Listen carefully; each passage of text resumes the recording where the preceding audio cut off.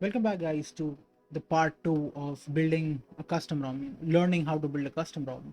And in this video we are going to set up our work environment where we'll be seeing how to set up our environment and what we need, what we don't, what are the things we'll be needing, how we are going to extract the ROM, everything. So before we start, you need certain things downloaded onto your computer or PC, whatever you're using. So first thing is that you will be needing this CRB Android Kitchen version 3.3.3 patched. If you can go ahead and download a paid one, it's amazing. But if you're someone who wants to use it free, you have this. And thank you to the developer for creating such an amazing Android Kitchen. So you can find this on my Telegram channel, which you will find the link to it in the description. So you can download it from there. Now what you will be needing is one, and another is your firmware. So what you will be downloading is this. You will get a file like this and you will have to extract it to something like this, as I've explained in my previous video. After extracting this, you can delete these 4 files as you won't need it for now. Like initially you don't need this as you're not going to install any of these files. So in my case, this is an Android 15 file, while I'll be using an Android 16 file. So I've deleted rest of the files and do not care about that vendor.image. It is what we are going to learn later on. So this vendor.image is something not important to you right now. So we are going to focus on this AP file, which is our entire system and everything. So this AP file, you need to keep this in your PC.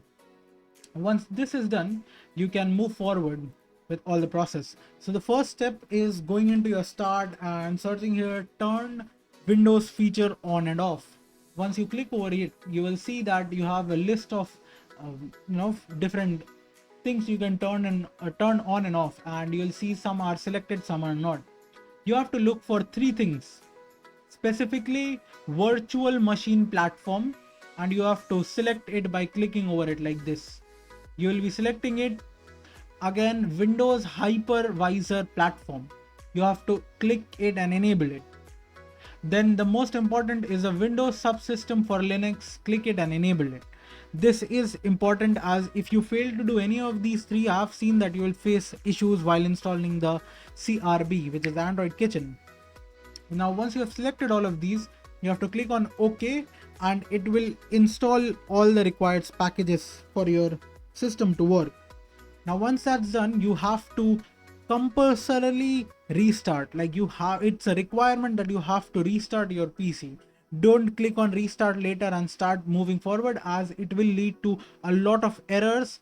For my case, I had to completely reinstall Windows as it corrupted my WSL files, and it took a lot of time for me to fix it. So don't make that same mistake. Just restart your PC and then move forward. So once your PC has restarted, you have to come over here and you have to find this file which you have downloaded, which is the CRB Android Kitchen. You'll click it and you can use 7-zip or WinRAR to extract it, and you can extract it. I'll be extracting it over here as well, and you will have these couple of files. Now you're going to click on crb.exe. So in my case, I get this license agreement, but you are going to receive 2 toggles and information about your Windows system. In those 2 toggles, one will be enable WSL and another will be test distro. You have to enable WSL if the toggle is already not on. If it is on, you don't have to worry about that. You have to just click on test distro, and once you test that, it will automatically just move to this agreement, and you have to click I agree, and it gets you to this screen. Now when you will be enabling WSL from this CRB, you will again have to restart your computer. If you don't do that, same issue, you will have errors later on, as we will be using behind the scene. There will be use of the terminal from a subsystem of Linux to extract everything. As just a little knowledge to you, these scripts are all, not just these scripts, there are some more scripts like these, which are all based on Linux. So we need these to work. Now, once you have done all of these, you'll again, like, yeah, exactly, I'll show you. This will be your system, and you will be seeing there is no project in here. Now, no project means that you have nothing to work on. In my case, as I'll be using my old file which I was using, which is a CRB, and I'll again open it, and you will see I have few projects over here.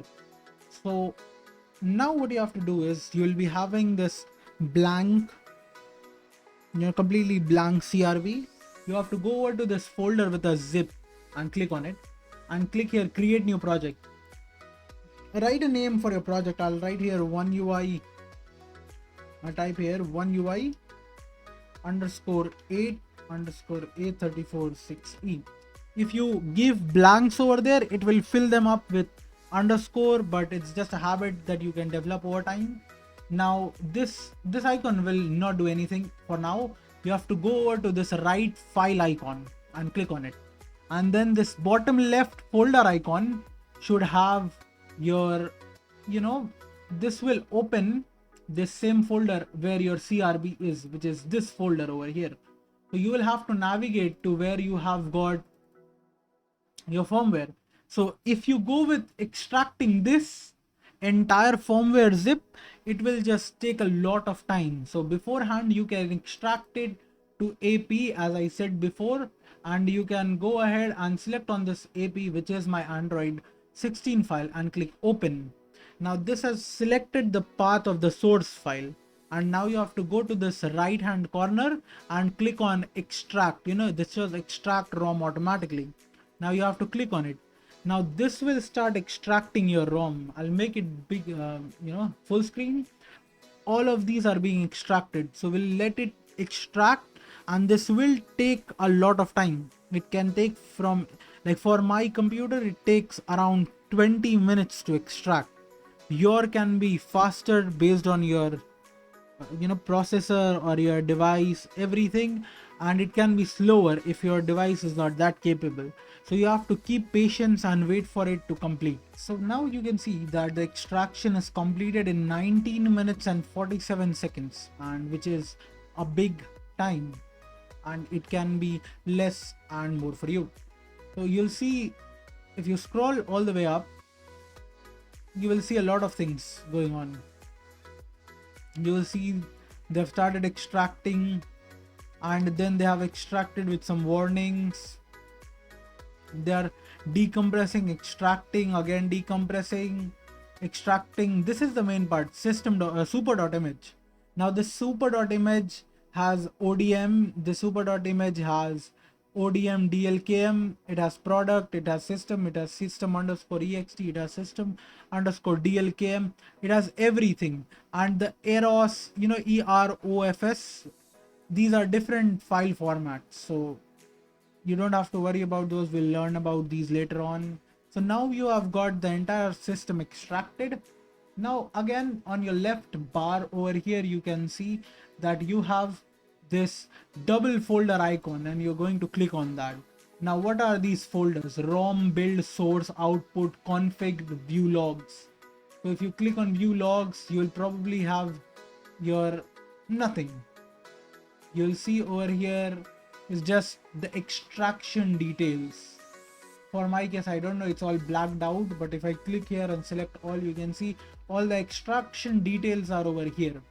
And that is it for logs as of now. In ROM, you have the extracted ROM. Whatever you have extracted will be saved over here, and we'll come back to it later.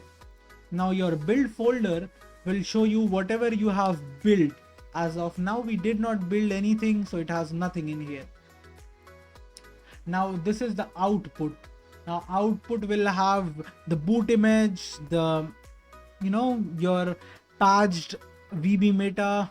Of course, it will not make sense to you right now if you are an absolute beginner, but you will understand as we follow along. And then the configs. If you make some these are the config, stock config files, and these are going to be extracted later on.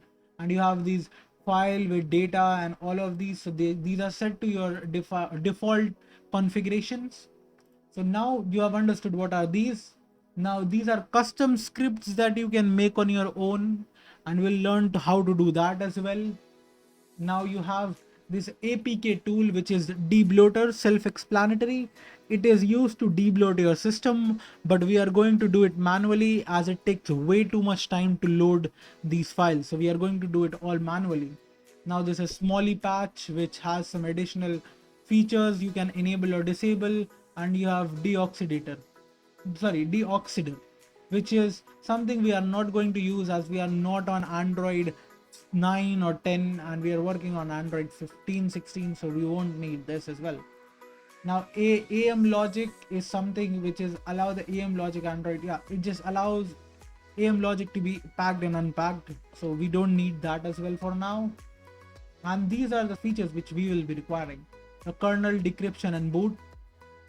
These are something which I'll explain in later videos in depth. And then this icon where it is the build, and we are going to use this to build our images.